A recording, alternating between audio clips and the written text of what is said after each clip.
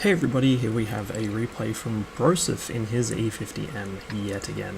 This was actually made into a stream highlight on Hardest's stream, so in the description you'll find a link to Hardest's perspective of this match. It was an interesting match, as Hardest put it, the best worst game.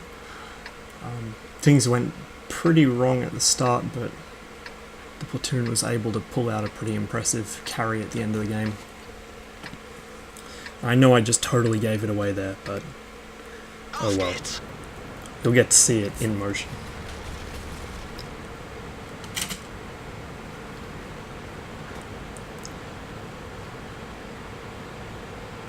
So 2 E100s and an E50M.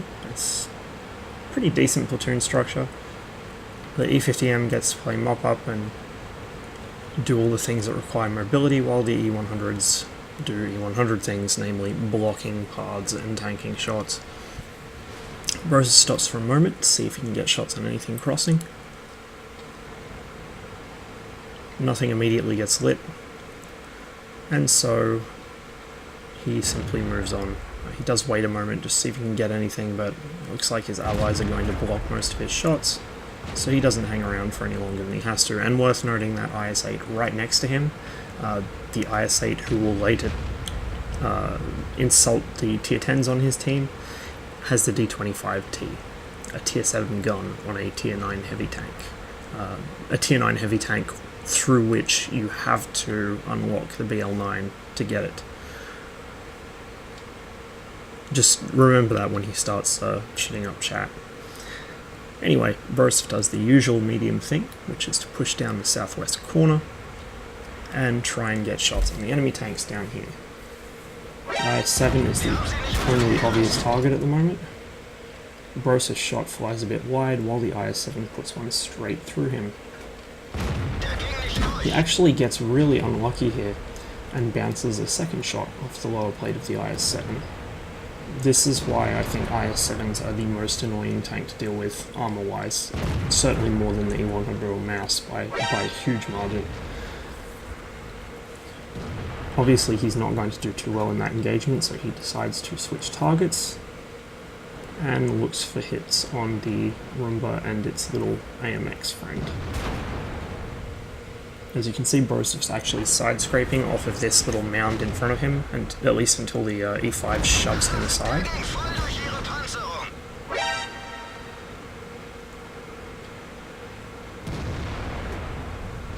Things are moving pretty slowly so far. Brosef runs out there, he takes a big hit from the IS-7 and bounces his own shot, but allows him to get into a better position where he's not bowled up. Bounce there off the Roomba. Hit him right in the top of his upper plate. It must have been aiming for his turret, but just the shot dipped a bit too low. Finally able to get one into the IS-7 that pens. Unfortunately, the E5 has died. He suicided into the Roomba's gun while Brosef was distracted, which now means that Brosef is going to be its primary focus. Luckily, he is able to take it out before he can get a shot off.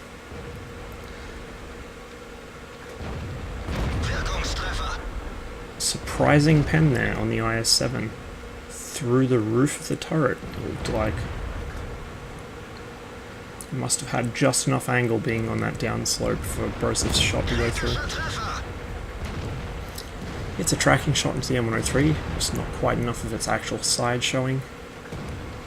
Remember, there's a difference between where the side armor of the tank is and where it stops, and how far the driver and idler wheels stick out the sides. Lucky bounce there. The STB has been shooting heat all game. If you watch on Hardest's highlight, he was actually penning Hardest non-stop because he was just shooting heat across the map. And in that case, it cost him. Had that been an APCR round, it guaranteed would have penned. That's why good players do not shoot heat unless they're facing a hull-down JPE or something else of similarly annoying armor. Even a Mouse or E100 frontally you can get through with STB APCR quite easily. The only tank which should really be shooting nothing but heat is an E100. The vast majority of high tier mediums, even the T54, which people say shoot heat only out of it, and the T69, they do just fine with AP. You just need to know how to aim.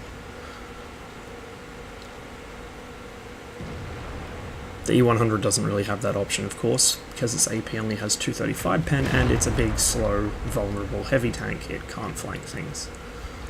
Anyway, Brosef decides to abandon that section of the map, since not a lot of headway is getting made, and he's taking a lot of damage to try and fight there. He comes up this way instead to help out Hardest and Nevzing.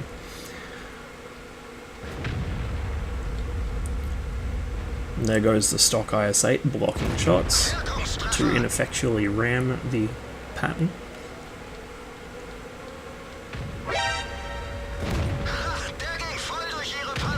And the JP pops up and gives full broadside to Brosef to try and get a shot off. Hardest isn't doing so well for hit points at the moment. Most of that was gone from the start of the match because of the STB slinging heat at him.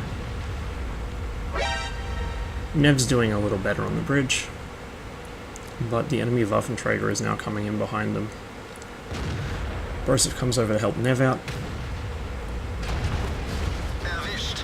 allowing him to go back to bouncing the tortoise forever.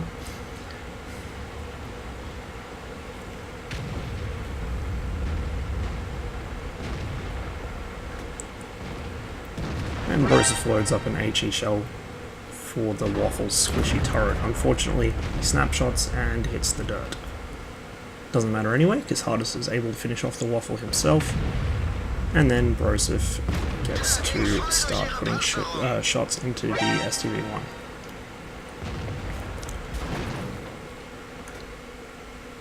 I nearly said putting shits into it, but shit is what people who sling nothing but heat out of tier 10 mediums are.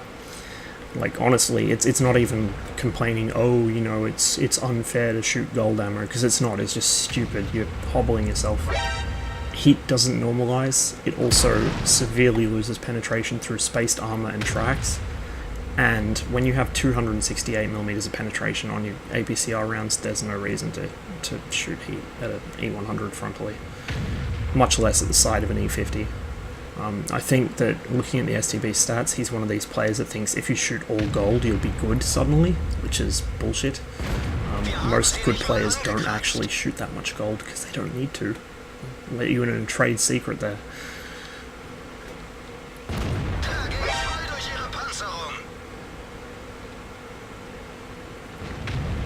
Things are looking pretty grim at the moment, but luckily our heroes are well positioned to deal with this. Brosef is side-scraping off these rocks. Hardest is in a slight defilade, which is not much, but it's enough to screen at least some of his tank. And Nev still has a lot of hit points and has some wrecks and rocks to give him cover. And here we go. Here's the turnaround. Nev cleans up the IS-7, finally. 1390 comes in looking for some. It's not going to happen. Hardest finishes him off. And now the Bat Chat suicides to kill Hardest. His final shot is answered almost instantly by Nev, who obviously saw that coming.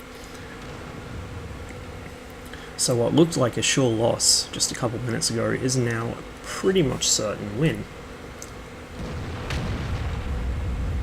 And this is how you turn around a bad game.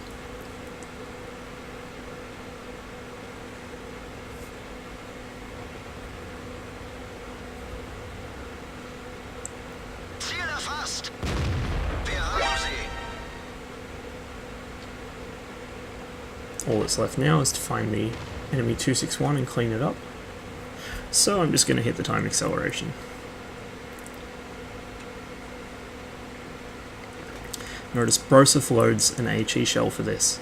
Because it's Artie he's going to be shooting at, and because he should have just enough time to aim the shell properly, it's something that's very thinly armoured and isn't the gun barrel, it's worth firing an HE shell just to see if you can take it out in one hit. because if the arty shotguns and misses, well, he can reload AP and kill it anyway. But if the arty shotguns and hits, he's dead. So he needs to be able to do as much damage as possible in his first shot. Nev unfortunately scrubs his shot. The arty's just fired, so Brosef has all the time in the world to aim, and is able to actually high roll the arty for 510 damage, remembering that the E50M's regular alpha is 390.